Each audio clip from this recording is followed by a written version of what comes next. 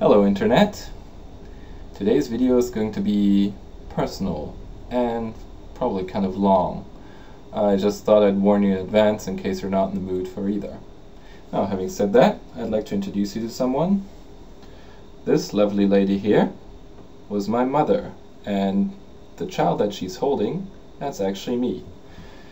I think at the time this was taken, my mother was about, oh god, probably my age now, or even younger than that.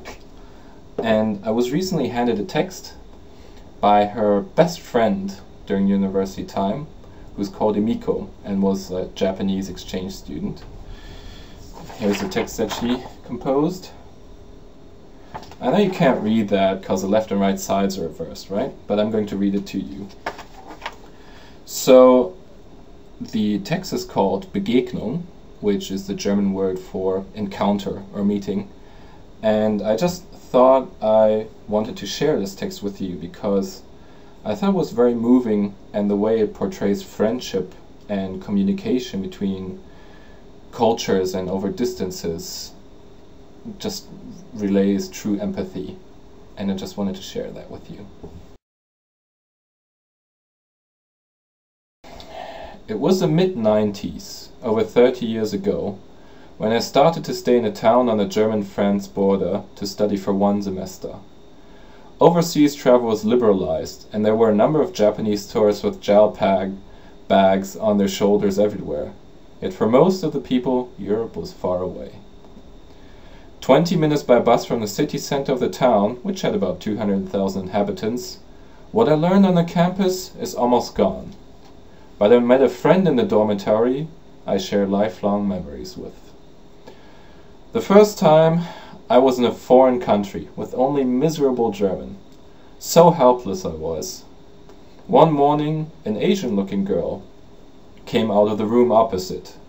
She smiled at me and said, "Hi, I'm Clara from Indonesia. My father is Chinese. You are Japanese, right? I can see it from your clothes. Have you got used to college yet? Tell me if you have any problems." I have to confess, more than half of what she said was Greek to me. However, it was obvious that she and I were the closest neighbors among the floor mates from Germany and other countries in Europe, the Middle East, Africa and India. It did not take very long for us to become friends.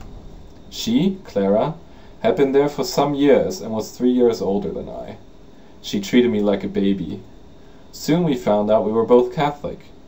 She took me to church on Sundays. It was our favorite pastime to take a walk through forests after Mass.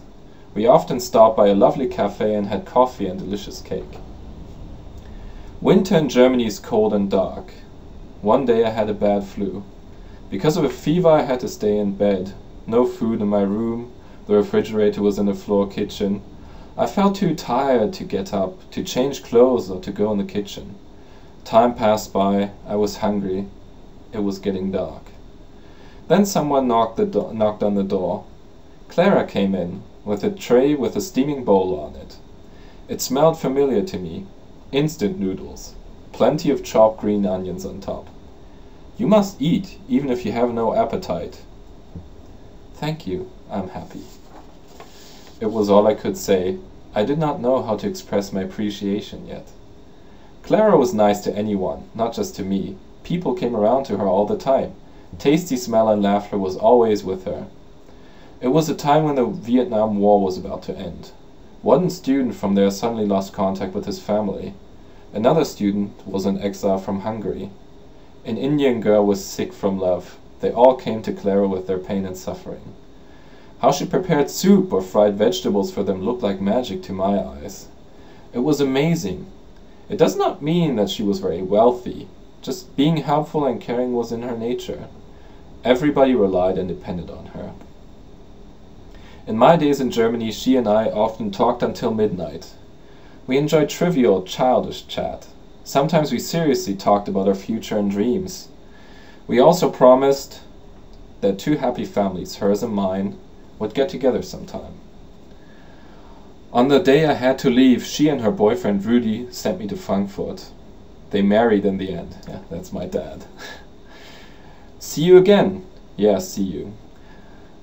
German greeting of parting is a hope of meeting again. So when Germans say goodbye to each other, we say Auf Wiedersehen, which means to see you again soon. Yes, we both believe we would meet again soon. Still, we had to wait for 21 years until our promise was finally realized. It was February of 1996. A thick cloud covered the sky in Germany. I met Clara again, who had had a surgery on her colon to remove a tumor. Next to her was dear old Rudy and their children, Andy and Zina. Although it was a short visit, we talked and talked. We spent the entire night reporting what had happened while we were away from each other. I was in my 40th. I had 4 children. I was sorry to say my youngest daughter passed away. Clara, regardless of her physical condition, sympathized with my unhappiness and shed tears. She was always one to share grief with. January of 1997. I was in Germany again, and in July in the same year. Each time I phoned, Clara had grown weaker and lost flesh. Sitting by her, holding her hands, we kept on talking. "Why don't you visit me in Jakarta?" Clara said. "You like fruit, don't you?" "Yes, I will," I said, "someday." We both knew it was only a dream that would never come true. Still, we could not stop making our future travel plans. On the last day of my visit, Clara was laying on the couch on the veranda. I hugged her and said, "See you again." "Yes, I will see you again. Someday, somewhere. If heaven truly exists, wait for me there. I will be there someday. I promise you." Clara said, "See you." Her last words sounded like she was scolding a teenage sister. "Hurry up, Emiko, or you will miss your train." 1 month later, the whole world was staring at television images sent from London, a gorgeous funeral of Princess Diana. Unlike this mysterious, attractive woman, my dearest friend, an ordinary but warm-hearted woman, quietly started on a journey to eternity. 6 years have passed since then. I still have conversations with her in my mind. When I am happy, when I am sad, I always talk to her. Carefully I listen to her voice that sounds from the distance. I live my life and hope to see her again, because we promised, trying to do the best of my ability. Will Clara scold me then? I hope not. Our friendship was handed over to Clara's daughter Zina, and my daughter, Kyoko.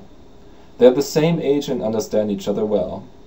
Clara gave me various gifts on many occasions. The best and valuable one of them is the friendship of a young generation. Now I am teaching Japanese language to foreign students at college. An encounter with different cultures sometimes hurts them or produces frictions, but it is only a short time being together.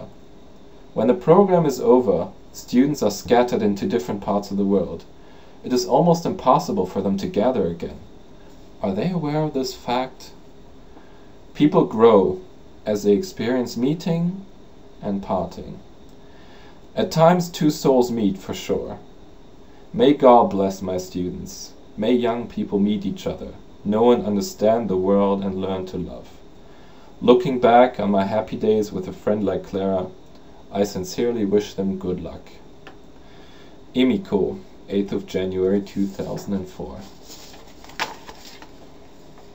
I'd like to thank Emiko, my mother's dear friend, for allowing me to share this text with you, my friends from the internet.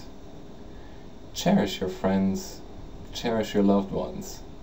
The feeling of closeness and bonding between human beings is one of the best things about our existence. I hope you all have a good night.